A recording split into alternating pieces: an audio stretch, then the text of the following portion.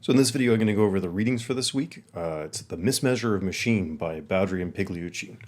So the other video, I talked about sort of broad issues in genetic engineering. Here, we're going to focus in on the idea of engineering specifically.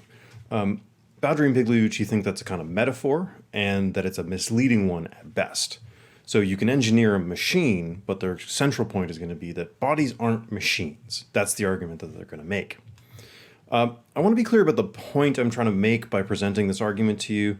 I don't think that it's not the case that, I'm certainly not arguing that we'll never have practical, safe genetic engineering. Never is a really long time, and we've been learning very, very rapidly about the genome and how it connects to our bodies and all that stuff. So we're making progress on this stuff, but the argument I'm about to present, I think, shows that we might not be as close to practical, safe genetic engineering as it might feel like we are, given the kind of metaphors that we've been thinking about this problem in terms of, that is, engineering metaphors. So it's not that we'll never do this, but that given what we know about biology today, we might be further away from it than it might have seemed. So consider, for instance, where we've gotten to since 2003, when the Human Genome Project was first completed. So the Human Genome Project was this first attempt to map the complete human genome, have a kind of complete picture of all of the genes in a few individual humans. People kind of figured that once we had this in hand, it would be like having the instruction book for the human body. That is, we would know how we were built from the ground up. Talking about the completion of this project, Bill Clinton said, quote, "This is the most important, most wondrous map ever produced by humankind." I mean, it is an amazing accomplishment. There's no question that the Human Genome Project is an amazing accomplishment. It's a landmark in science. But since 2003, we haven't sort of unlocked all the mysteries of the body, and we certainly don't know exactly what would happen for any given kind of intervention on the genome. So we're a long way from understanding the map that was generated back in 2003. So it seems to me that the more deeply we understand ourselves in a biological sense, the further it looks like we are from actually mastering the ability to intervene on the genome and have safe, reliable, side effect-free consequences. So the point I'm trying to make in the argument that I'm going to present is that there's just a lot of challenges ahead if we're gonna change our own genes and expect it to work out the way we're hoping it will. And particularly, I think the argument here shows that we might be unduly optimistic about the prospects for genetic engineering because we're thinking about it in terms of the wrong sort of metaphors, particularly machine metaphors. So long before people had any kind of understanding of the basics of biochemistry, we've been talking and thinking about our bodies as machines. So you can see this metaphor, for example, in Hume and Descartes. Descartes thought our mind or our soul is in some sense incorporeal, it's non-material, so the soul is something utterly non-physical, and that the body is essentially just a very complex machine. And thinking about it in terms of a machine has sort of consequences for what it looks like we'd be able to do with it. Even today, and as recently as 2019, so here's a link to a YouTube video from 2019, a TED Ed explainer on CRISPR technology, which is part of what I talked about in the other video. And I want you to pay attention to the kind of language that they use in this video, and I'll just kind of go through this passage line by line and think about how they're presenting our relationship with our own genome. So they say, quote, "Every living thing is defined by its genes. The DNA contained in our genes acts like an instruction manual for our cells. 4 building blocks called bases are strung together in precise sequences which tell the cell how to behave and form the basis for our every trait." Okay, so I don't think there's anything unusual about that way of putting things. I actually think this is the very standard narrative about how the genome works. But we've seen some reasons to doubt a few of these claims, or at least the way of putting these claims. So starting with the very first line, every living thing is defined by its genes. We've talked about this claim in a couple of weeks. So we talked about this in the week about human nature, and we talked about it in the week about ideology, where we read Richard Lewontin's Biology as Ideology.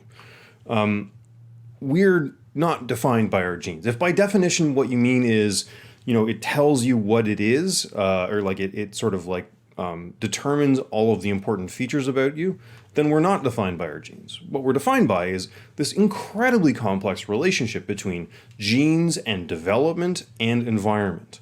You really can't reduce anything about us down to just our genes, except the genes themselves. I mean, that's it. So that was the argument that Richard Lewontin was making, and I think it's a very sort of not quite consensus, but a very strong view in biology today that the gene development environment triad is what you need to look at if you want to see what defines us, not just the genes. Next line. The DNA contained in our genes acts like an instruction manual for our cells. Okay. And I don't mean to pick on this video. This is just completely standard language for talking about this stuff. But notice how this is a metaphor, right? The genes don't act like an instruction manual in the way that you treat an instruction manual. You've got an instruction manual in front of you. You're reading it with understanding. You know what the goal is. You're able to compensate for little weird glitches or odd circumstances, right? So your cells aren't reading your DNA like you read an instruction manual. Your cells are chemically reacting with your DNA to produce mRNA, to produce proteins. Like, they don't have a picture, and your DNA does not have contained within it a picture of the whole body that it's trying to build, nor is it the only contributor to building that body. So it acts like an instruction manual. I mean, like is a very broad term, so in some sense maybe, but this is a very reductive picture of the relationship between your body and your genes. And finally, sequences which tell the cell how to behave and form the basis for our every trait. Again, what we see here is a kind of metaphor where we're treating DNA like a computer program, basically. It's like the programming of our bodies in the way that your computer runs on software. And again, we've got this quite strong genetic determinism sounding phrase here, right? Form the basis for our every trait. You might give them some leeway for saying the basis of our every trait, but so maybe it's not the complete specification for our every trait, maybe it's just the basis, but even then I think that's too strong, and for reasons that I've just been discussing.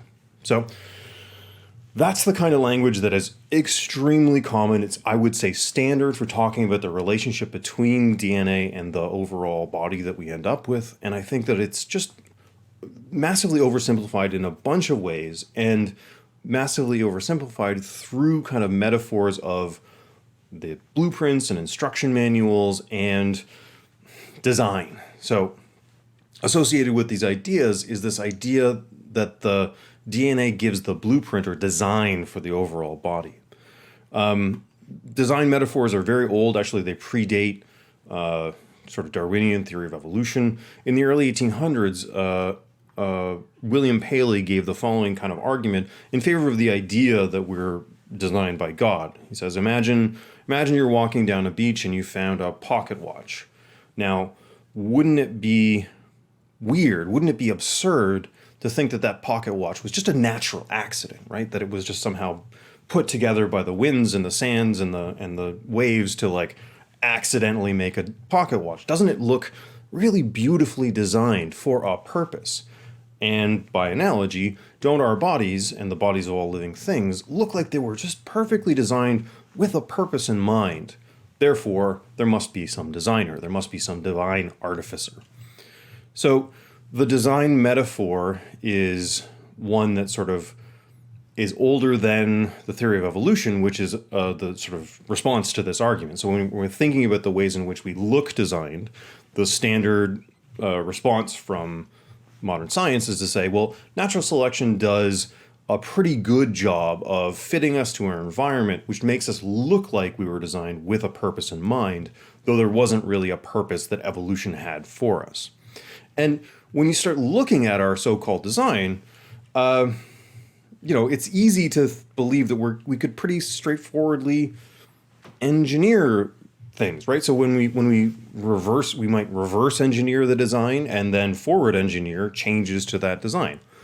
If we're machines operating on instructions encoded on our DNA, then it looks pretty straightforward to change the instructions and therefore change the operation of the machine. That's true of real machines, right? You can change the way a computer behaves by changing the instructions that it runs on, and that's not by any means impossible. And people do it all the time. So these metaphors make it look pretty not easy, but at least straightforward to change the genome to change the way our bodies operate. But when you start thinking about the design of the body, so now we're getting into the argument that Boudry and Pigliuccu developed. So when we start thinking about ourselves as quote unquote designed, what we find is that we're not really designed all that well, frankly. And they specifically talk about adaptationism, which we talked about, I believe, the week before reading week. So adaptationism was the idea that all of our features can be understood as, in some sense, optimal or adaptations or, metaphorically speaking, designed for some purpose. And we saw a critique of that from people like Gould and Lewontin and Elizabeth Lloyd. And when you start questioning the adaptationist assumption about our bodies, you find that actually we're not designed as such. I mean, the design metaphor breaks down when you look carefully at it. So I've got here a picture of the laryngeal nerve in humans and giraffes. So this is a classic example of ways in which our body doesn't look intelligently, at least designed. So there's a little nerve that goes from your brain and it goes down below your aortal arch, so down below this like major aorta, and then back up to your larynx. So it does sort of sensory motor control of your larynx. In humans, that it does this sort of fairly short loop down below the arch and back up to your larynx. In our ancestors, in our way, way back ancestors who were fish, this was a pretty straight shot. Like it didn't have to do this loop. It just sort of went straight.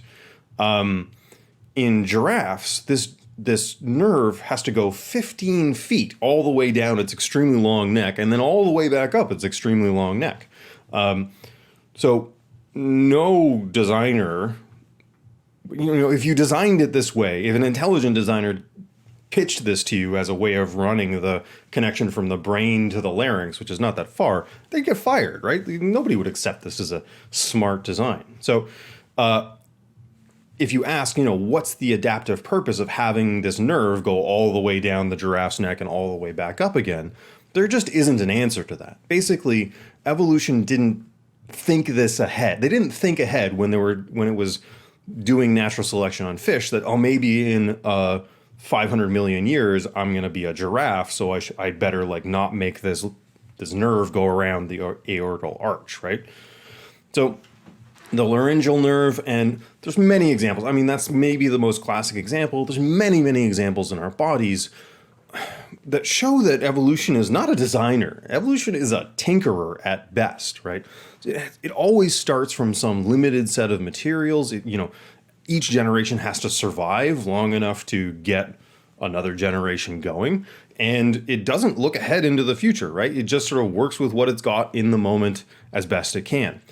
And it has to make small incremental changes to get from one place to the next. But often that results in something that doesn't make much sense from a design standpoint. So when we're thinking about the engineering metaphor, so genetic engineering as a metaphor, what we're thinking about is intervening on a well-designed system.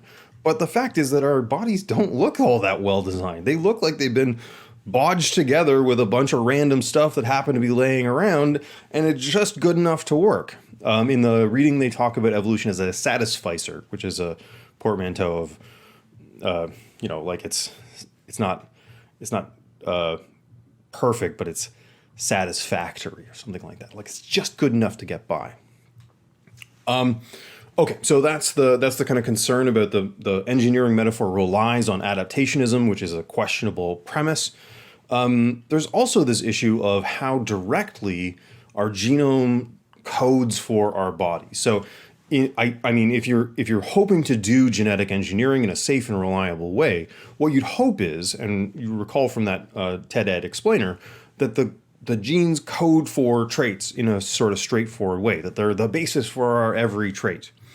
But there's pretty good biological reasons to doubt that that's true. So there's been an increasing discussion, especially in the 21st century, about what's called phenotypic plasticity. So your phenotype is the body that you've got, phenotype and genotype.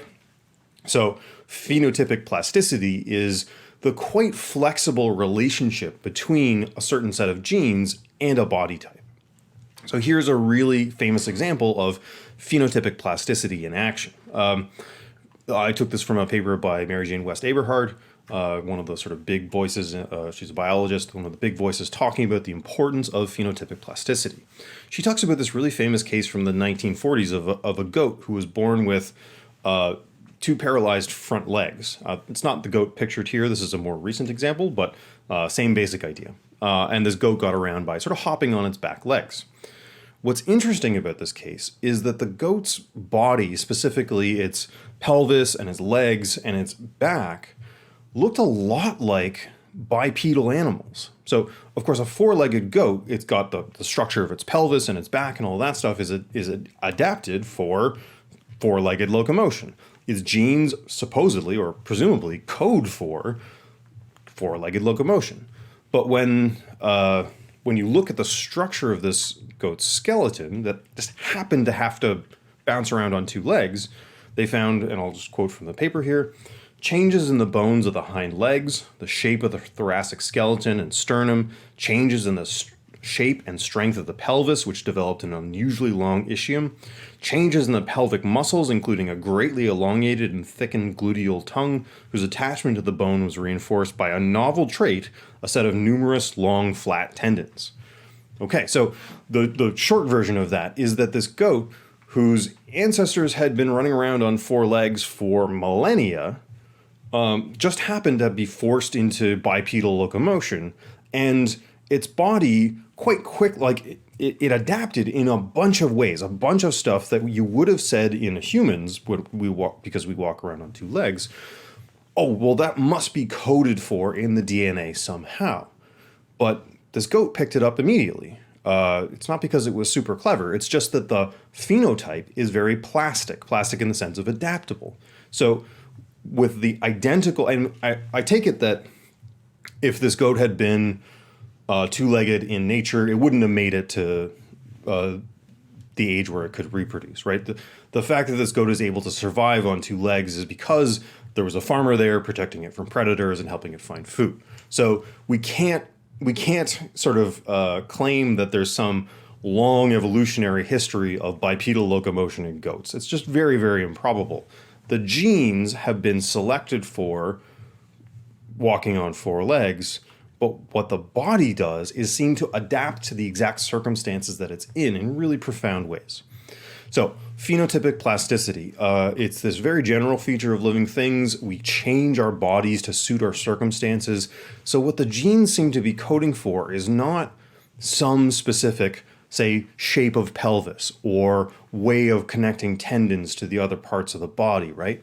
It's not like every feature of us is in the genes.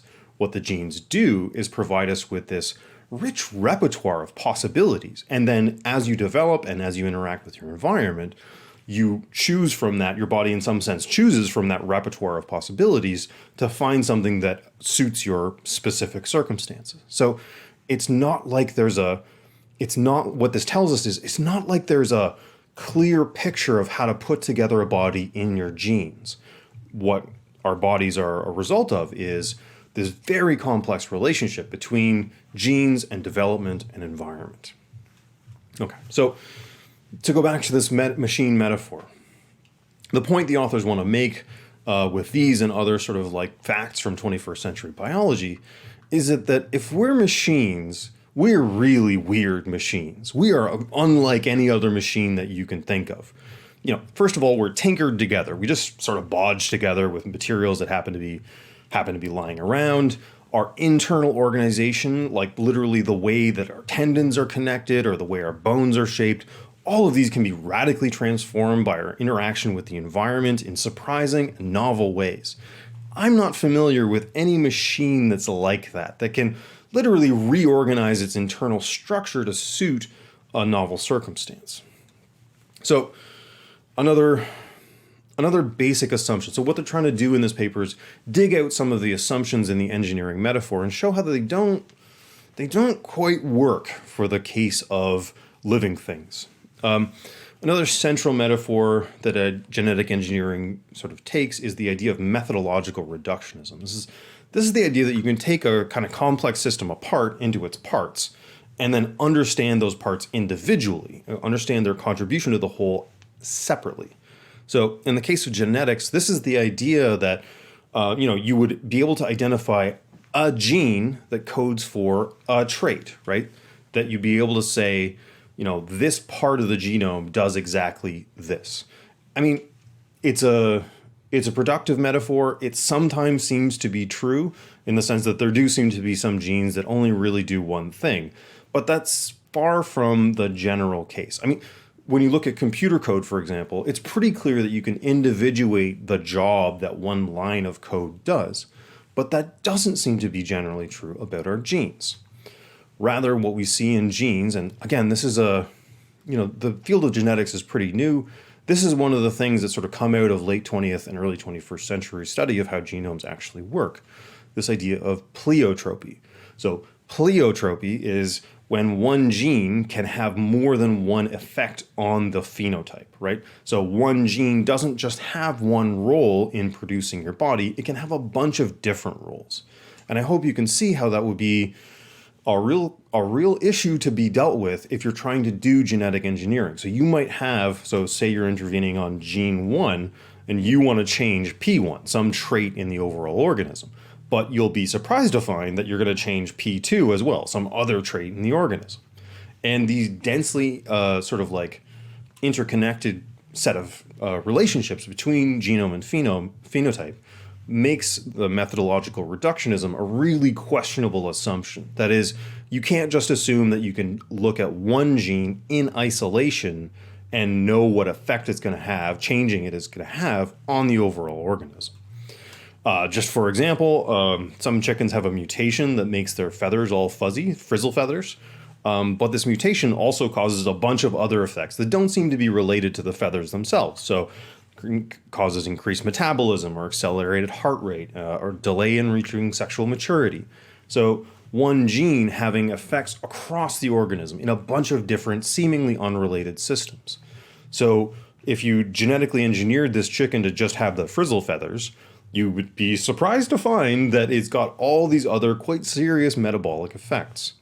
So pleiotropy means that it makes it very difficult to apply the assumption of methodological reductionism, taking a system apart into its parts and just trying to understand the parts in isolation from each other. Okay, and one final note about how evolution behaves. I just love this example. I mean, I am using the example of a machine, but it's a machine that's being put into a situation that's more like the one that we put living things into. And you find that they act in quite unexpected ways. So you can evolve circuits. So there's this process called genetic algorithms, and you've got these circuits that can sort of rewire themselves. So what you do is come up with some code for doing some task. And in this case, I believe the task was something like coming up with a timer, right? You just want it to produce a steady rhythm. Okay, now they have a set of code, a set of instructions for how these circuits should wire themselves, and they start off basically random, and then they do a bunch of trials, and in the trial that has the best results, that goes into the next generation, and they randomize a little, and then they do another trial, next generation, randomize it, like natural selection. So that's why it's called genetic algorithms. They're doing natural selection on the way that these circuits wire themselves. Now, if you'd run this in basically not in hardware, if you'd done a pure software version of this, I think the results would have been very different than when they actually did it in hardware. So there's this fascinating paper called called The Evolved Radio and Its Implications for Modeling the Evolution of Novel Sensors, where they talk about what happened when they did this in actual hardware. So the solutions that the system came up with looked very strange to the engineers. Sometimes they couldn't understand how it was working. And the circuit seemed to be drawing on features of the environment that nobody expected them to draw on. For example, some of these circuits worked very well at their task until they shut off a soldering iron on a bench across the lab. So literally, there was a soldering iron that was turned on, and the circuit, one version of the circuit worked pretty well. But if you turn the soldering iron, it stops working. Some circuits seem to work by picking up on radio waves generated by nearby computers. I mean, the computers weren't trying to generate radio waves. They just happened to be producing some as a byproduct.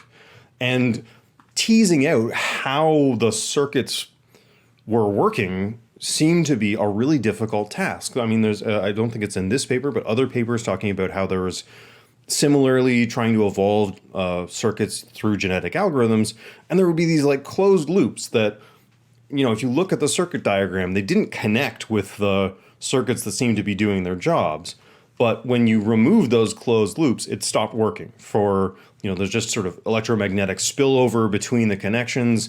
So the task of, even when we're dealing with an actual machine, if you let evolution do its job in a physical way, evolution will pick up on very unexpected, very strange and subtle features of the environment to do its job, meaning that it's simply not, it's just not straightforward to understand how and why evolution's solutions actually work. So even with an actual machine, these machines are things that we understand methodological reductionism within the sort of circuit itself works just fine.